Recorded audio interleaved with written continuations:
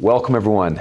Another edition, Coin Rivet podcast, very special guest, good friend of mine, number 2 all time on the Italian money list. I know he wants to be number 1, but Mustapha Kanit, how are you? I'm good. And number 1 in Africa, continent. The whole continent. Fair enough. That's important. That's more bang. We'll use that for the thumbnail. But Mustapha's here. We're in Cyprus, and Mustapha, I know you've played high stakes for a long time. You've played biggest tournaments in the world. You've done it all. You've won stuff. How does the Triton series, though? How do you enjoy coming to the Tritons? I mean, I really love it. Like, the thing is, the experience is different. It's a very friendly environment. Like, everybody is a gentleman game in a way. And yeah, it's something that you will dream to play, I would say. And like, when I started playing poker, my dream was to play EPT main. Mm-hmm. So being able to even participate and compete in places like this and feel like this is just a blessing. You're so grateful. Looking back to when you started playing online poker, when the $100 buy-ins, $200 buy-ins, $500, did you ever think you'd be playing $200,000, $300,000 buy-in tournaments? When did that become a reality for you? I mean, I started with $10, to be honest, and even $100 was like a huge thing, and it took me years. I remember it took me probably 2 years to make my first 2K, and I remember I lost it in one day. So I had to restart everything from the beginning, but I don't know, I remember when the big tournaments started to happen, and I always been quite tight because I always wanted to play it with my money in a way, where I was very good friends with all the Germans, and I did really good online, and they were all really trying to back me for this stuff. Hey, you want to play 100K? There is a 25, we put you in. And I was like, no, I don't want, because I knew in a way even though I had a bigger bankroll than them, and I wasn't playing this stuff and they weren't. So I just waited that I felt comfortable, and I was really comfortable about my game, and the shot felt right. I remember my first big shot in a 25K was a PCA. 25K after I did really good online. Mm-hmm. So it was I just felt right to take a shot there. And yeah, I mean, it's always like building a house, you need to put really good bases and then put yourself really good rules, and then don't be scared to the challenge, don't be scared to take some risk eventually, don't be scared to improve, because for me it wasn't even about money. I never been really attached for money, mm-hmm. but I was always drained about the competition, about proving to be the best, about fighting every game, fighting the best in the world. And that started online, where you can, it's not as big as live, and then he moved to live. So yeah. You've never really gotten so much into cash games. What is it about tournaments you just love that sort of draws you to the tournaments? I love the cash game too, to be honest, but it has to be big and live, and with a good environment, with something that I enjoy. But the tournaments, I always had this click on it that everybody paid the same. Nobody has a competitive advantage to have more money. Right. And it's just a competition, clear and fair. And that's always had something special to me, challenge everybody in we are all the same. We pay a buy-in, doesn't matter. You are black, white, yellow, gray, girl, doesn't matter. We are all the same, and we are competing for something we love. And like how we feel, I will say, the only color that matters at the table is green. That is the money, and that's really what really attracts me to me. Where in cash game, often would have been, okay, you're targeting the fish, okay, you need to select, okay, the game has to be good, and there's so many things that bring out the pure competition of the game that it's what keep me alive and what make me still play today. I'm a good competitor, and I love to compete. And you have 12 million in tournament career earnings, just about right under. What is a moment that stands out for you in your poker career? Maybe a tournament win, or just some kind of memory or moment for you that was significant? I don't know, because every day you have so many memories, and everyone was important to put you where you are today in a way. So I can tell you, I don't know, my first EPT, but at the same time I can tell you my first 10K score. At the same time, I can tell you the first time I won an Italian poker tour. At the same time, I can tell you the first EPT I won, or like there is so many. It sounds like you need a book. It's like a story. There's a lot. It's a building. You're my a builder. life story. It's like really. It would, if you made a book about it, like it would be insane, because I went through so many phases. Not even poker. Like I had a very tough childhood, so I think that, I mean, helped me. Afterwards was a massive upside, thinking about it, but back in the days it wasn't. And yeah, I'm just so glad about everything I went through, and like all my life experiences and every challenge I had to face. Because I remember, I don't know, you take it for granted, you know, like an internet connection.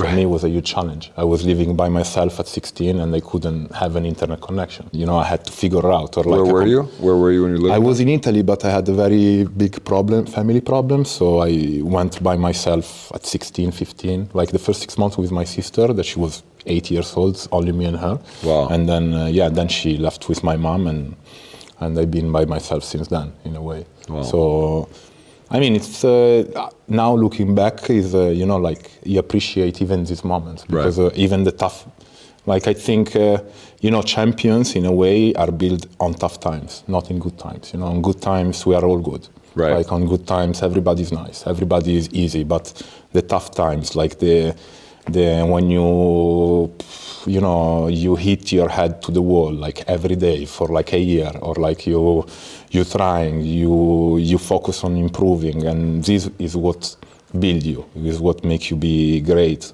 You know, like it's not like okay, I win the main event, I'm great. No. Right. Doesn't work like That's that. a great point. Really, I agree with that. And how about you mentioned some challenges here, but was there a moment with like a huge beat or a knockout, or same thing? It's just part of the journey for you, or does anything stand out? Yeah, I know you've had chips in the main event, several like big stacks in the main event, but is there some kind of devastating, unlucky situation that you feel you harp on, like a bad beat in a huge tournament or something? That you had so many. I had so many in my life, and you know, if you focus on the bad moments, they can become traumas, but you should just let go, improve from them, like try to, you know, maybe I did something wrong, maybe I can change something, maybe, you know, like my strategy then, I should have taken low variance, maybe, you know, ace, king, two queens is a cooler. Okay, maybe I could have just called and played post, I don't know, you know, like you always try to see things from a different perspective, and like being really hard and rash on yourself, because I always been like extremely hard on me, especially on the poker, because it was the only thing I had, and I loved it so much, and you know, I give everything to it. So I would have been like thinking about a hand for like 10 hours, you know, like what I did wrong. Like I could have make a bigger sizing. Okay, I bet pot. What if I bet 2x pot? You know, like where everybody's like, okay, you can go crazy. Okay, I bet pot, I get called. Was a stupid bluff. And me, I was like, okay, I bet pot, he called. But maybe if I did a 2x pot, he would have called. You know, like you see everything and back in the days, you didn't have all the sources. You know, it was like really you going, playing, improving, trying to figure out a strategy yourself, maybe with a few friends that you really trusted, and like trying to develop situations. And that was just amazing about the game, you know, like the problem solving, and like, you know, figuring out a strategy to exploit others, at the same time figure out like how to get a fast read on someone, or like all this stuff. You know, it was everything to me. It sounds like also you take a lot of responsibility for yourself, for your actions, and about what happens, right? It seems like you take a lot of accountability and don't blame others, right? Like you look at a situation, like, I could have done this differently. Yeah. I could have done this. It's not, I got unlucky. Or like, you know, I saw this guy is strong. I don't know, I saw him like comfortable, or like many things, because also you have so much information, and especially live, you have more information. At the same time, online, a lot of people don't see some information that you would see. You know, like I remember I was a big guy, I based a lot my game on patterns, for example, online, and I saw only other two guys doing the same thing, and it was so random, because I don't know, one time I remember I was playing with Isildur, and one next to each other, and he was playing cash game, and I saw him playing a hand, and you know, I told him, oh wow, like you see the pattern, I think he's really weak here, and he'll turn on me and he was like, yes, I saw that, but I'm the only one who sees that. You know, like it's how I base my game. I saw that, but you shouldn't be able to see that. And I was like, no, I think, you know, like I always base my decision on this stuff too.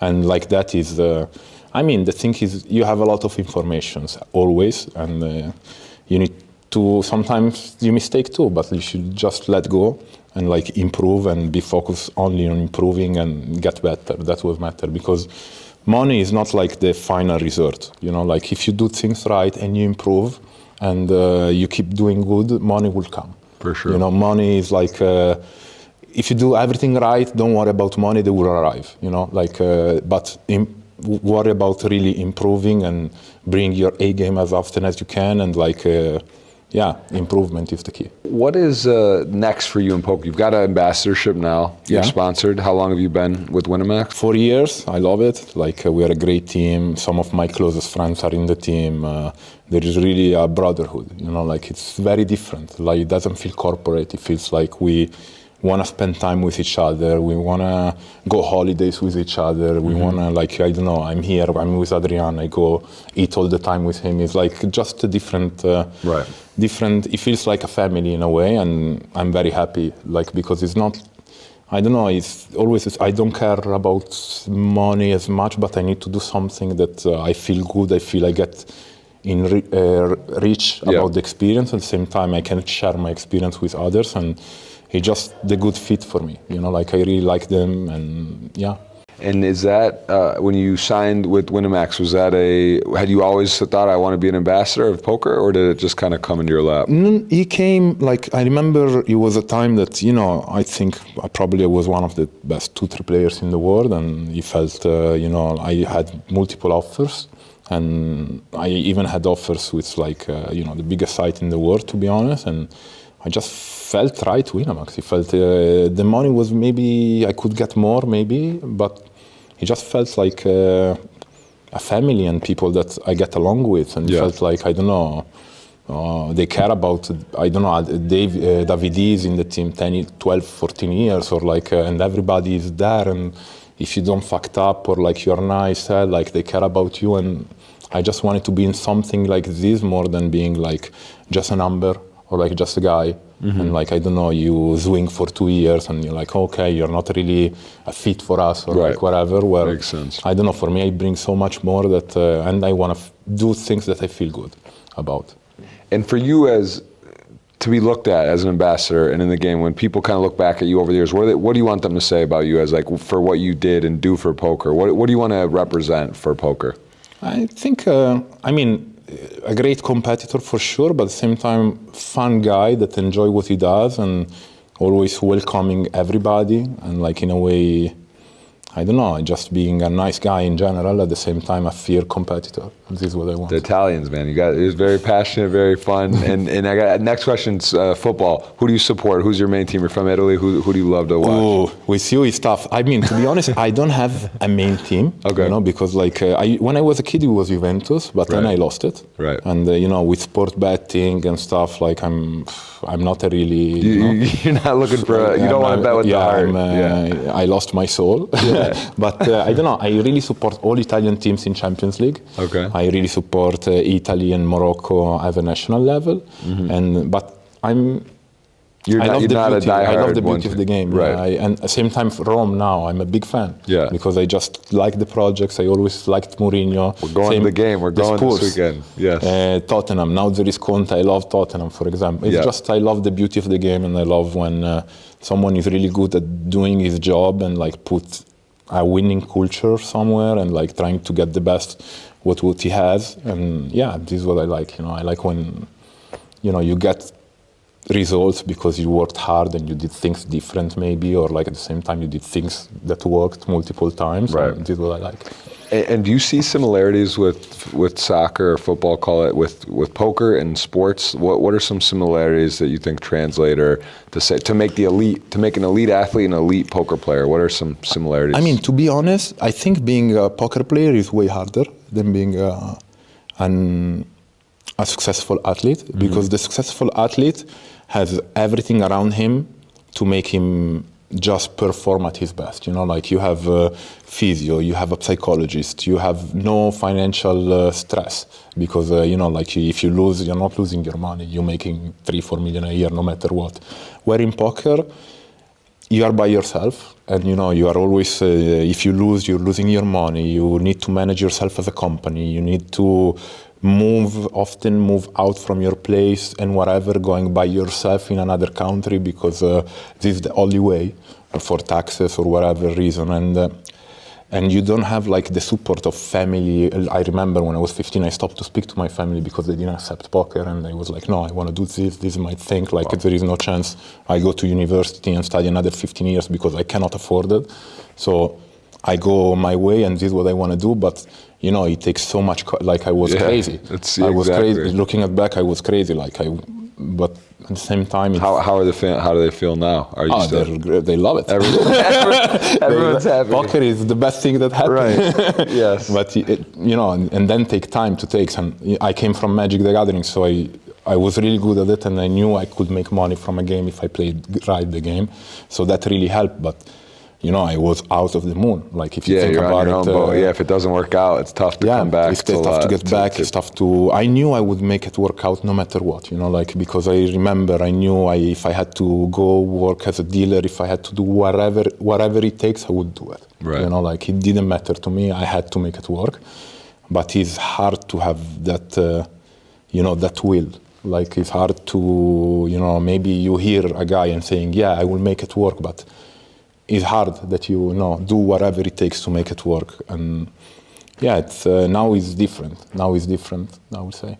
Wow, that's it's kind of crazy. I didn't realize that. That's pretty insane. To go out on your own and at that age and defy everything. What is your favorite stop in all the years playing? Where do you like just say, man, this is on the series. I'm going to make this event. Do you have one over the decade or 15 years probably been playing? You know, I always really loved Barcelona because it felt like my European stop in a way. You know, like the European stop in August. Summertime, great location, speak the language, great food, the great tournament. So in Europe, it's always been Barcelona to me.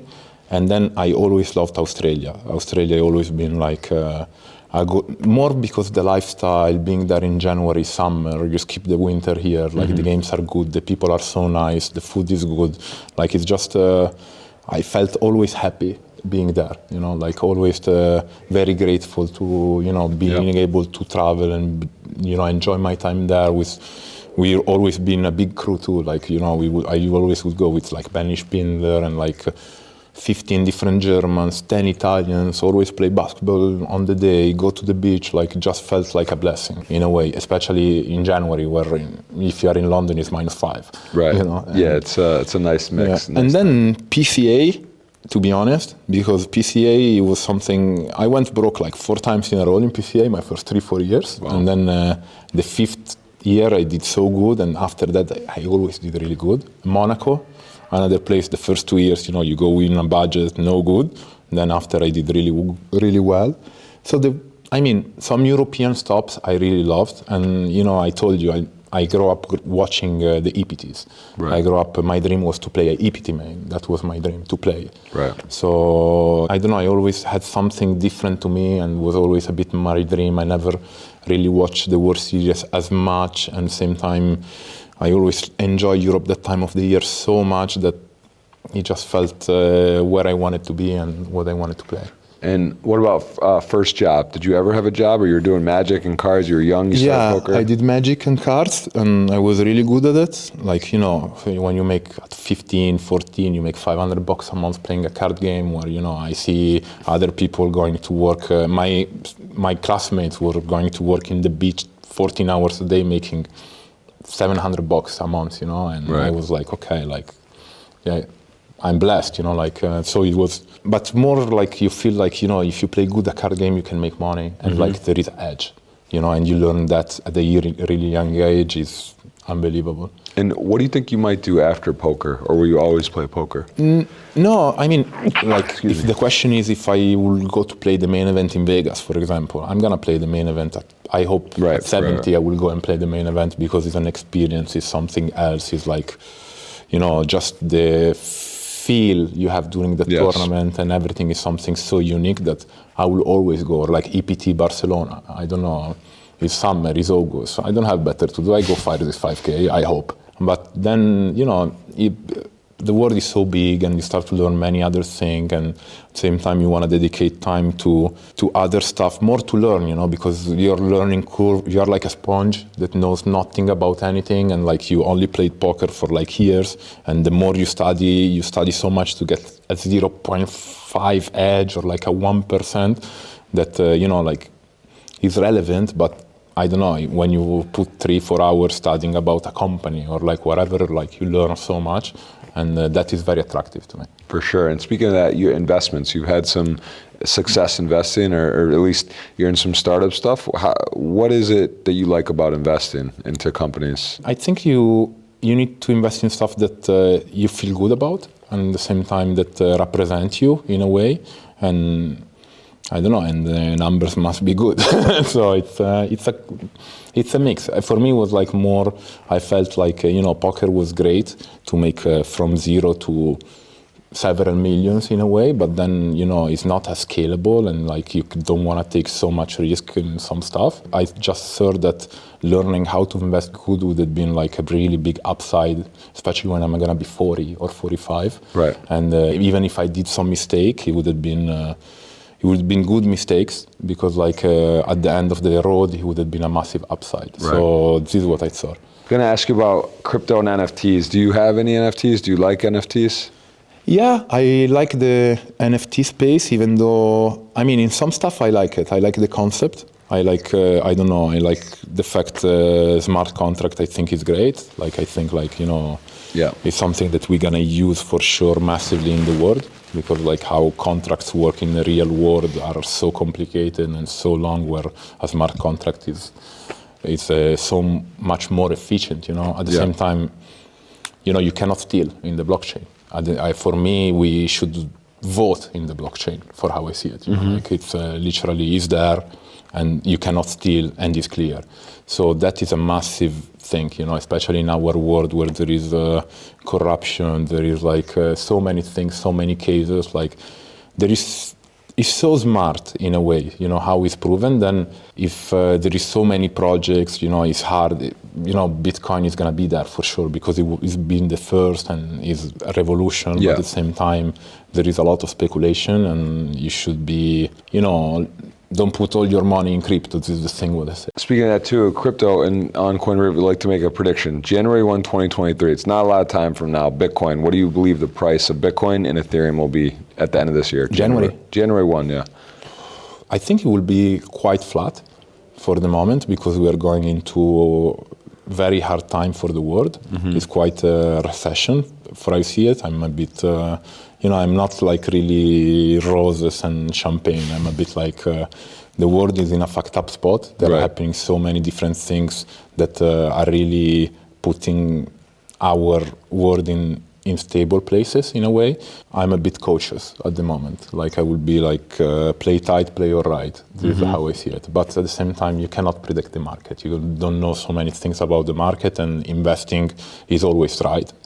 So, you know, like, but always, I would say like, don't put all your eggs in a basket. And at the same time, you know, like, buy slowly. You know, you like something, okay, I put, I don't know, I want to invest 10K, I buy 1K every month, and I average my buying price. So if it goes down, you know, like I buy a better price. If it goes up a little, I still bought a good price on average. So be smart on that, I would say. Do you have for actual guess, it's around 20,000 and 1,600 for Bitcoin and Ethereum, just like, so you think it'll just be about the same, flat, or just? Yeah, I will, maybe Ethereum, I'm more, with the merge and everything, I'm a bit more bullish, probably.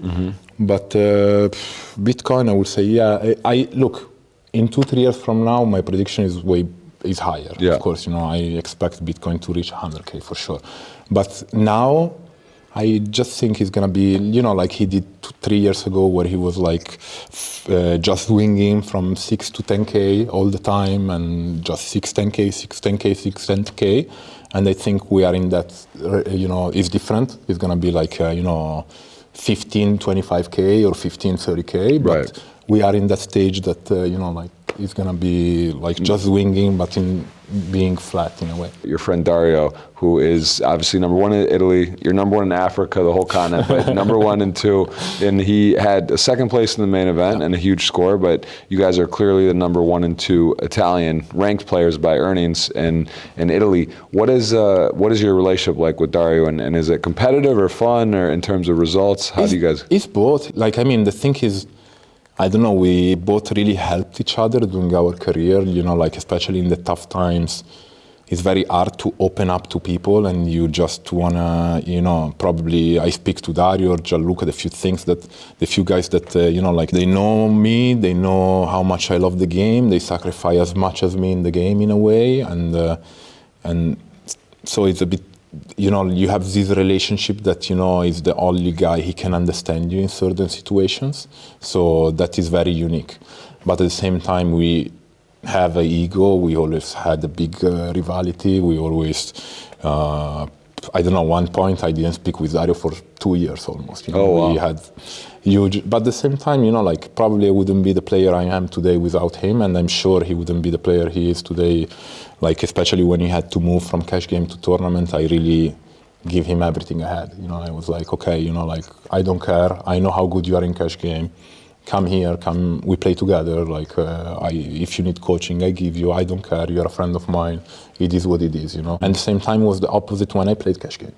He was one of maybe the best cash gamer in history in Italy, and I could watch him play anytime. I could ask any question, and we have always had this relationship where we really respect the mind of the other. Mm-hmm. And so it was always a very honest relationship and very fierce. Like, I don't know, if he made a mistake, trust me, hear it from me. Right. Like, and the same opposite. Like, he will bring you down. He will bring you down, and like, he will be like, mean conversation, like about same time, I'm very open-minded, so it's what I want. It's what you want people that tells you, look, you fucked up, what you do is wrong, or like, and I tell him, no, I don't think it's wrong because this, and he's like, no, I think it's wrong because this, and then you figure out what is right, what is wrong. Right. Like, it's better than having someone who tells you, oh no, you are the best, or you are unlucky, or you played good but bad luck. No, it doesn't work like this. Just be honest, be fierce. Like, you need to hurt someone, and you love him,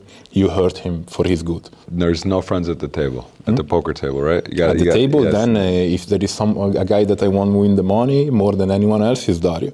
I'm telling. Then he's one of my best friends, but at the same time, you have this thing that I need to win his money. I love it. It's very honest. Well, Mustapha, where can they find you on socials? Do you post on Twitter, Instagram, anywhere you like to let people? Yeah, I'm Jeff Gross on Instagram. No, I post quite a lot on Instagram, and like, I always thought about a YouTube channel. I think it should have been great, but I'm so bad with. It's not too late. You got a team, man. You got to have a team follow you, and I would tune in. I'd like to see the daily life of Mustapha. Maybe next year, right? It was COVID for a while, right? It's been off, and now if you help me, I do it, but by myself, it's complicated. Joseph, I got a 3-year-old wife. It's hard, man. I'd love to help, but thank you, everyone, for watching. This has been another edition of the Coin Rivet podcast and Mustapha Kanit. Please give him a follow, check him out, and you can see him playing the highest stakes poker tournaments in the world.